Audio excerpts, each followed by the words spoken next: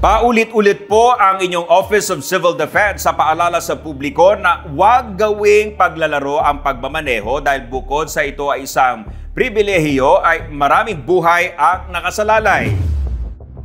Ang paalala po ay para sa maraming Pilipino, hindi lang ang driver dahil hindi dapat isugal ang buhay ng para lang sa likes sa social media. Kasunod na rin ito ng pagpapalabas ng show cause order ng Land Transportation Office laban sa isang vlogger dahil sa pagsakay niya sa motorsiklo sa National Road sa Aklan na brief at crop top ang suot. At nag-Superman pose pa habang umaarangkada.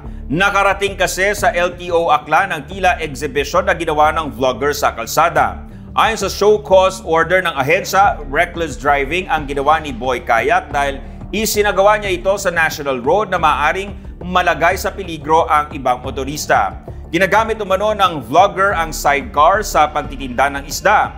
Lumabas din na walang lisensya ang lalaki. Aminado naman si Boy Kayak na wala siyang lisensya.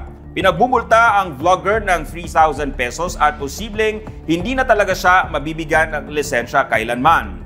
Binigyan ang vlogger ng LTO ng 5 araw upang magpaliwanag. Ayon kay Boy Kayak, handa niyang harapin ang parusa ng LTO at tinatanggap din niya ang mga batikos.